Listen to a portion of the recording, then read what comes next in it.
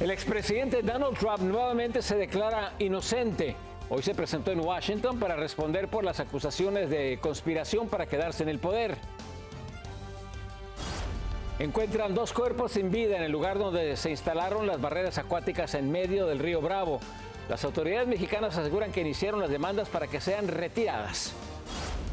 La Gran Manzana se convierte en la capital mundial de la marihuana. Los neoyorquinos reaccionan a este polémico título que recibe la ciudad de Nueva York. Y un escándalo sacude el gobierno del presidente de Colombia, Gustavo Petro. Su hijo dice que entró dinero del narcotráfico a la campaña presidencial. Así iniciamos cierre de edición.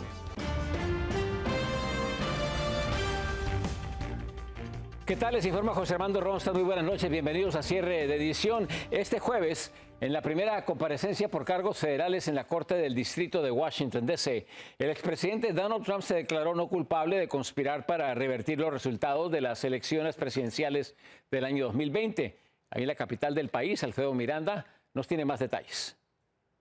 No culpable, así se declaró el expresidente Donald Trump en la audiencia en la que fuera procesado y donde le leyeron las 4 acusaciones criminales que pesan sobre él en el caso que el Departamento de Justicia calificó como conspiración para revertir el resultado de las elecciones del 2020 y quedarse en el poder. Trump había llegado a la corte 30 minutos antes de lo previsto. Estuvo acompañado de sus 3 abogados, John Lauro, Todd Blanche y Evan Corcoran. La audiencia duró 27 minutos. Momentos incómodos se vivieron cuando los 2 protagonistas principales de esta trama legal, el fiscal Jack Smith como acusador y Donald Trump como acusado, se encontraron a pocos metros uno del otro y cruzaron miradas. El Departamento de Justicia acusa a Trump con 4 cargos: conspiración para defraudar a Estados Unidos, conspiración para obstruir un procedimiento oficial, obstrucción e intento de obstruir un procedimiento oficial y conspiración contra los derechos. Tras la audiencia, el expresidente, antes de abordar su avión para retornar a Nueva Jersey, se dirigió a la prensa y reiteró su narrativa de persecución política.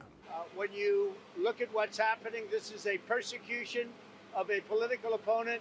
This was never supposed to happen in America.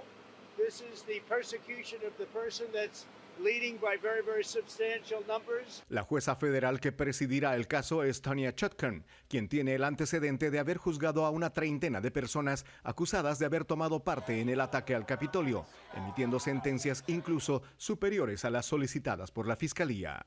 La próxima audiencia fue fijada para el 28 de agosto, solo 5 días después del primer debate presidencial republicano, una muestra de la nutrida agenda legal y política con la que tendrá que lidiar el expresidente.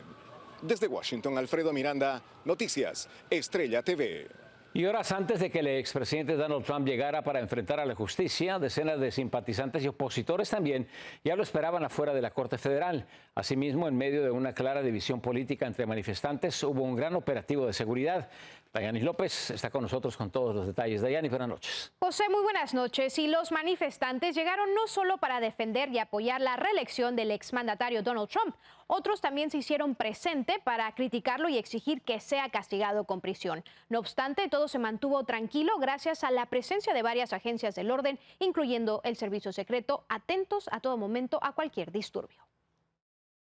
I could be dictator again. All you gotta do is let me out of this jail. It's the greatest president, the Don Father.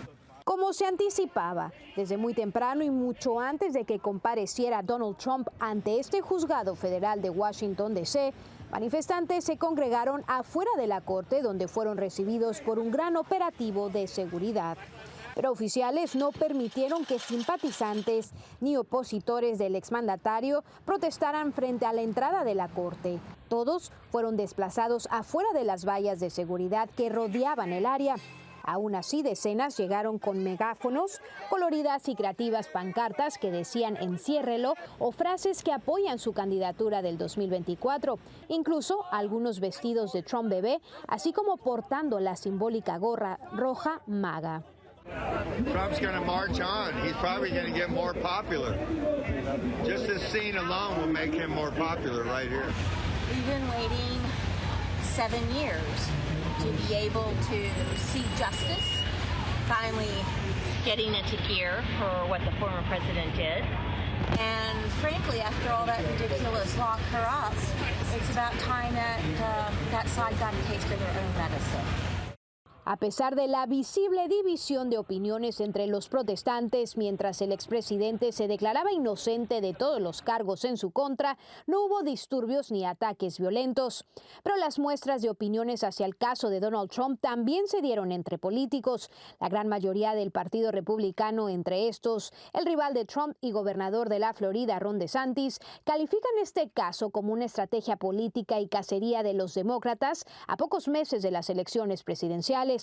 Por otro lado, una encuesta nacional realizada por la agencia Reuters y Ipsos señala que el 45% de los simpatizantes republicanos dicen que no votarían por el expresidente Trump si fuera condenado por un delito grave, mientras que el 52% no votaría por él si estuviera en prisión. Ahora bien, un 66% aún cree en su inocencia. Y en estos momentos, pese a las graves acusaciones y problemas legales que enfrenta Donald Trump, lidera como el candidato republicano favorito para la presidencia del 2024. No obstante, la más reciente encuesta señala que en estos momentos tanto Donald Trump como el presidente Joe Biden están empatados con un 43% de apoyo. Así que ya veremos. Y no solo esto, Dayanis, esto también le ayuda más a recaudar fondos para su campaña presidencial. Muchas gracias por tu reportaje. En otra información, el presidente Mike Pence se pronunció sobre la acusación federal en contra de Donald Trump. En un discurso en la Feria Estatal de Indiana, Pence criticó nuevamente las acciones del exmandatario durante el histórico día de los ataques al Capitolio el pasado 6 de enero. Textualmente dijo lo siguiente, y cito: lamentablemente, el presidente estaba rodeado por un grupo de disparatados abogados que le decían lo que a sus oídos querían escuchar. El presidente finalmente continuó exigiendo que lo eligiera a él sobre la Constitución. Y hay conmoción y temor en los migrantes en la frontera entre Estados Unidos y México por el hallazgo de 2 cuerpos sin vida en el río Bravo, uno de ellos atascado en la polémica barrera flotante instalada por el gobierno de Texas. En Piedras Negras, Coahuila, Efraín González nos tiene reacciones. Temor e indignación generalizada han causado los últimos 2 fallecimientos de migrantes ahogados en el río Bravo, en Piedras Negras, uno de los cuales se registró en las boyas del muro flotante instalado por el gobernador de Texas, Greg Abbott. La condena a esta radical estrategia de contención de cruces irregulares se ha multiplicado entre las cientos de familias migrantes que arriban a esta frontera, percibiendo ahora un peligro mucho mayor de perder su vida. Porque tanto que sufren para arriba y sigue sufriendo por el muro, principalmente los niños y las madres que vienen con niños, tanto que sufren por este camino. Para nosotros está mal porque nosotros los venimos allá porque tenemos necesidad, la verdad. Si no tuviéramos necesidad en nuestro país no los viniéramos, pero ni modo. Al menos uno de los cuerpos ya ha sido reclamado por esta madre de familia hondureña de nombre Yuri Suyapa, señalando que su hijo, Norland, de 20 años, intentó cruzar el río el pasado domingo al no obtener cita de asilo. Él dijo que no le tenía fe a la aplicación.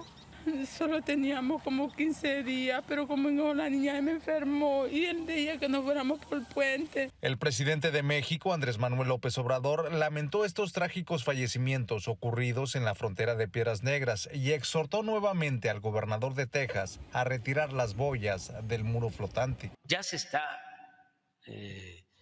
demandando el que retiren esas boyas, que no debería él de actuar así. Es inhumano. No debe de tratarse así a nadie. Con los fallecimientos de las últimas horas suman ya 33 cuerpos recuperados del río Bravo, solo del lado mexicano en este año, en medio de las extremas medidas de contención de cruces impulsadas por el gobierno de Texas. Desde Piedras Negras, Coahuila, Efraín González, Noticias Estrella TV. En información que nos llega desde Colombia, el hijo del presidente Gustavo Petro declaró a la Fiscalía colombiana que parte del dinero que recibió de supuestos narcotraficantes ingresó a la campaña presidencial de su padre. En Bogotá, Carolina Gómez nos explica. Dentro del parámetro de colaboración efectiva, el señor Nicolás Fernando Petro Burgos indicó que sí recibió altas sumas de dinero de parte del señor Samuel Santander López Sierra, conocido como el Hombre Malboro. Un ex narcotraficante que pagó su pena en los Estados Unidos por el mismo delito, y también Gabriel Izalca, hijo de Alfonso el Turco Izalca, un reconocido paramilitar. Una parte de esos dineros fueron utilizados por el mismo señor Nicolás Fernando Petro Burgos para su beneficio personal. También afirmó que la otra parte de ese dinero sí habría entrado a la campaña de su padre. Y otra parte de estos fueron invertidos en la campaña presidencial del año 2022. Y afirmó que seguirá dando pruebas de otros aportes ilegales, lo que según el fiscal es el inicio de otra línea investigativa que apunta directamente hacia el presidente, que en Sucre respondió a las declaraciones dadas por su hijo. Y es que obviamente si eso fuese cierto, este presidente se tenía que ir el día de hoy. Tengo que decirle a esa persona, no siga diciendo mentiras. Mi hijo no dijo eso. A ninguno de mis hijos les he dicho jamás que delincan. Lo cierto es que horas antes se habría declarado inocente, lo que para el abogado penalista Francisco Bernate no quiere decir que al aceptar que recibió dinero estén declarando su culpabilidad. Solo están dando más información para que les genere beneficios. Procuran el que la Fiscalía General de la Nación no pida una medida cautelar de prisión preventiva, sino que permita que se defiendan con unas medidas menos invasivas, como puede ser una detención domiciliaria o, por ejemplo, la prohibición de salir del país. Según las leyes colombianas, ellos pueden declararse culpables en cualquier parte del juicio, aunque ya no tendrían el beneficio del 50%. Ese ya lo perdieron hace pocas horas cuando se declararon inocentes. Les queda la audiencia preparatoria con un 30% de rebaja o, si dejan pasar el tiempo, un 6%. Según penalistas, lo que mejor les conviene es continuar con el arreglo con la Fiscalía y buscar el perdón. En Bogotá, Colombia, Carolina Gómez para Noticias Estrella TV. Más noticias al regresar de un corte comercial. Sigan con nosotros. La Gran Manzana recibe un título poco halagador. Ahora es considerada la capital mundial de la marihuana. La búsqueda por la mexicana María Fernanda Sánchez en Alemania, su desaparición continúa siendo un verdadero misterio. Imágenes y detalles al regresar.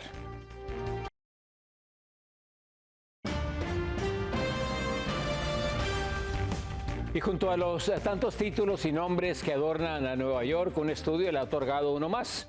La Gran Manzana recibe uno muy polémico. Ahora se convierte en la capital mundial de la marihuana. Desde Nueva York, Ángela González nos amplía. Nueva York es la capital financiera, de la moda y ahora la capital de la marihuana en el mundo. Este último récord agridulce según el índice de Global Price 2023. En el reporte que recopiló datos en 140 ciudades del mundo se encontró que los residentes de Nueva York consumen un promedio de 62.3 toneladas métricas de marihuana combinadas cada año. Yo consumo marihuana porque me hace más feliz, más calmada, ayuda con la ansiedad, ayuda a comer, ayuda a dormir. La hierba no es algo solamente malo. Neilea dice que la marihuana le ayuda con su estado de ánimo. Cuando yo era niña yo siempre estaba brava, muy ansiosa, pero la hierba me ayudó a calmarme, me ayuda a hablar con la gente más tranquilamente. Pero tras su legalización en mayo de 2021 y la apertura de los primeros dispensarios, también se han disparado las emergencias en hospitales de Nueva York, relacionadas en especial con menores de edad que han consumido marihuana en sus diversas presentaciones, además de mascotas intoxicadas. Y el olor en las calles exacerba a algunos padres de familia y ha empujado a legisladores republicanos a proponer multas y a prohibir su uso en lugares públicos. Yo veo que está mal porque no importa la edad para que ellos puedan consumir y pues la verdad es que es muy malo para la salud, para los niños o para las personas ya adolescentes, grandes que consuman esa clase de droga.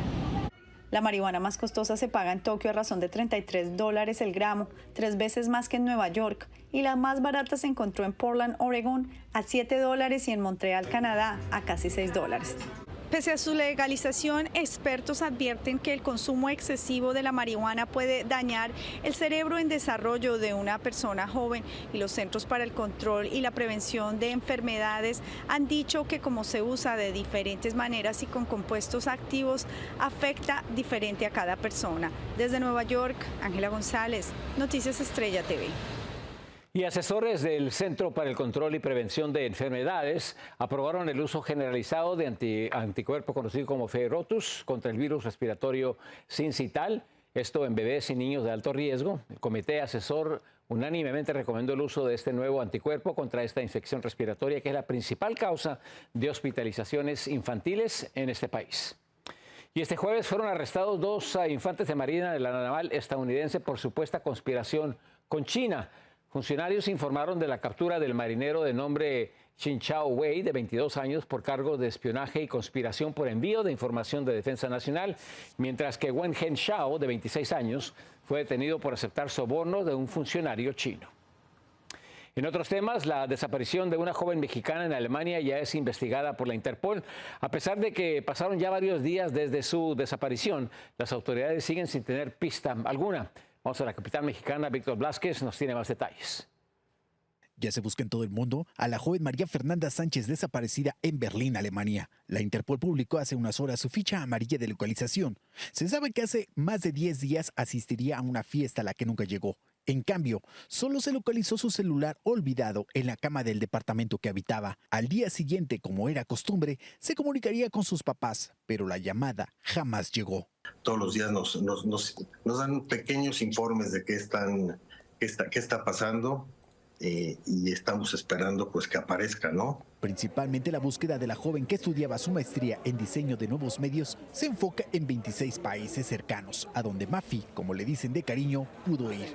Y es que en esas naciones no se requiere de trámites especiales para entrar o salir. Ahorita lo que necesitamos es más ojos que puedan estar en cualquier lugar y que puedan pues ver algo, ¿no? Estamos pegando carteles todo el día, nos la pasamos pegando carteles en toda la ciudad, en todas las estaciones de tren. Su rostro pasó de estar colocada en postes y mochilas de brigadistas que son insuficientes para buscarla a los archivos de la Policía Internacional, donde se realizará una investigación más rigurosa. Según el mandatario mexicano, Berlín ya cuenta con información de momentos antes de la desaparición. Mientras la angustia crece en la familia Sánchez Castañeda por saber algo de su hija, en Berlín se ha convocado a una marcha para realizarse en el consulado mexicano y así presionar a los gobiernos de ambas naciones en que den resultados. En Ciudad de México, Víctor Blázquez, Noticias, Estrella TV.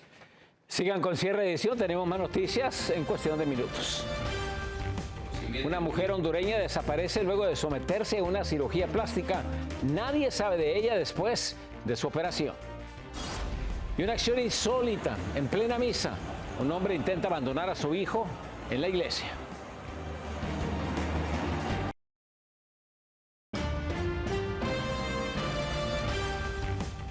Pasamos a Guatemala, donde un cirujano plástico enfrenta graves acusaciones después de que una paciente desapareciera sin dejar rastro alguno tras someterse a una cirugía estética.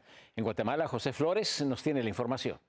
Gente con el conocimiento y muy importante. El cirujano plástico guatemalteco Kevin Malouf fue detenido por las autoridades junto a 3 de sus colaboradores, luego de que una de sus pacientes, identificada como Floridalma Roque, de 59 años, desapareció sin dejar rastro alguno, luego de someterse a una cirugía estética con el médico en su clínica. Es algo que la ley lo tiene previsto y que pues es la consecuencia a los actos, en este caso, del doctor. Lo único que tenemos muy claro es que es una paciente que fue operada y al día siguiente pues tomó sus cosas y se fue. Los familiares de Floridalma dieron a conocer que la mujer vivía en Estados Unidos, pero llegó a Guatemala para someterse a una cirugía plástica y que se comunicó con ellos antes de ingresar en el hospital, pero luego de pasadas las horas ya no respondió las llamadas. El dolor que tenemos en el corazón es muy grande y la verdad mi familia y yo nos sentimos indignados. La policía acusó al médico y sus colaboradores de plagio y secuestro, ya que la mujer desapareció misteriosamente tras ingresar en el hospital para someterse al procedimiento quirúrgico. El Ministerio Público ya está en posesión como de los videos en los cuales la paciente sale tranquilamente frente a decenas de testigos. Los familiares de la mujer esperan que las autoridades continúen sin ninguna intervención en la investigación para determinar lo sucedido en la clínica de belleza y establecer el paradero de su pariente. En Guatemala, José Flores, Noticias de Estrella TV. Una tragedia ocurrió en Nayarit, en México. Por lo menos 17 personas perdieron la vida en accidentes de autobús. El vehículo de pasajeros de la línea Élite iba camino hacia Tijuana cuando el chofer perdió el control y cayó por un barranco. Grupos de rescate se movilizaron al lugar de la tragedia para asistir a las víctimas en el lugar. Ahí fueron atendidas 22 personas que resultaron también heridas. Vamos a un corte comercial, regresamos con más información. Un hombre hace una ofrenda un poco inusual a la Virgen María. Detalles e imágenes al regresar.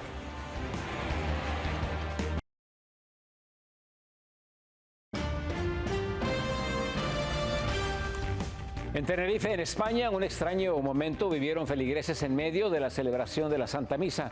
Este hombre entró corriendo al recinto con quien al parecer es su hijo y lo posó a los pies de la imagen de la Virgen María. Según testigos, aunque el hombre intentó irse, los asistentes lo persuadieron para regresar por el niño. En redes sociales se habla de que esto se hace como parte de una cultura española donde los padres dan como ofrenda simbólica a sus hijos para que estos estén siempre protegidos. Muy buenas noches, los esperamos mañana en Cierre Edición. Yo soy José Armando Ronstadt. Mil gracias por acompañarnos.